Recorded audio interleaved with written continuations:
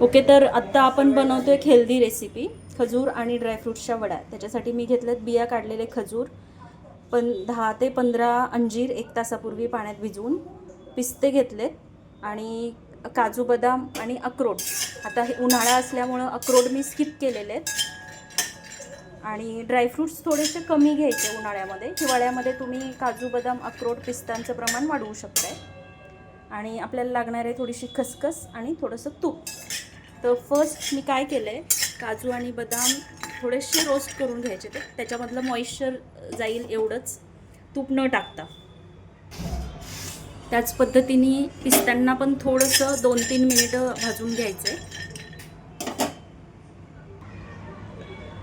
सगळे ड्रायफ्रूट्स थोडेसे भाजून असे साईडला काढून ठेवायचे आणि अंजीर असे तुकडे करून मी आता मिक्सरमधून बारीक करून घेणार आहे.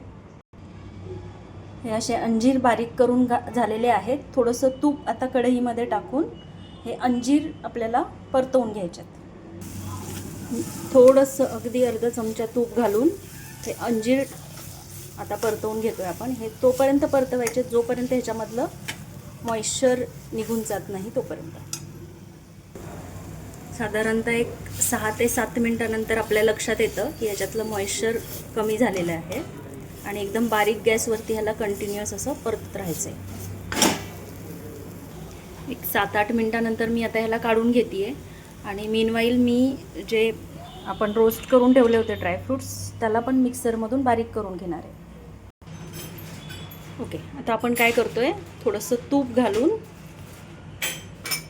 याच्यामध्ये टाकतोय खजूर आणि ह्या खजूरला पण मस्त परतून घ्यायचं आहे. मी तोपर्यंत रोस्ट केलेले ड्रायफ्रूट्स पण असे बारीक करून घेतलेले आहेत. जास्त बारीक करण्याची गरज नाही आहे. साधारण एक 5 मिनिटं मी असं मस्त परतून घेतलं आहे तुपामध्ये आणि आपण आता हे एकत्र काढून घेऊया. असं एकत्र काढल्यानंतर ह्याला थंड होऊ द्यायचं आहे जरासं आणि थंड झाल्यानंतर हे सगळं मिक्स करून घ्यायचं आहे. आता खजूर जर आपण ड्रायवाले खजूर घेतले तर ते असे पटकन सॉफ्ट होत नाहीत. तर त्याचं तुम्हाला काय करावं लागेल, पहिलं बिया काढल्यानंतर चाकूने त्याला कट करून घ्यायचं आणि मग थोडंसं तुपामध्ये परतून घ्यायचं आणि त्याच्यानंतर ते मिक्सरमधून काढायला लागतात.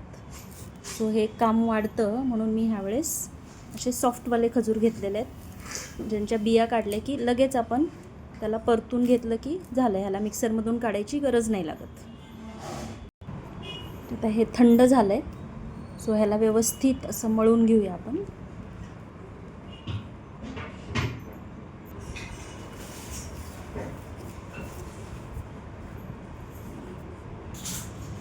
हे असं मस्त मिक्स करून झालं आहे.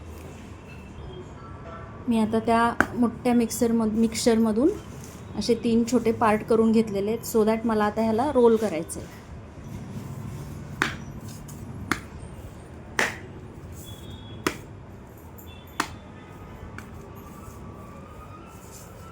ह्याला रोल करून घेऊया आपण.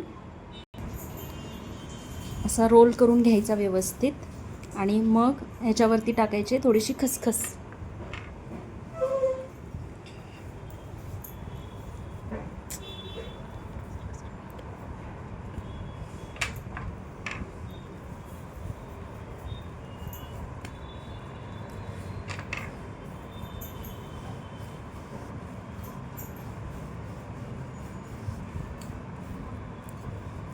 अशा मी बाकीचे पण रोल करून घेते. हे असे रोल तयार झालेत. आता ह्या रोलला 1 तासासाठी फ्रीजमध्ये ठेवायचे. आता मी ह्याला एक तासानंतर फ्रीजमधून काढलं आहे आणि ह्याच्या आपण वड्या करायला घेतोय.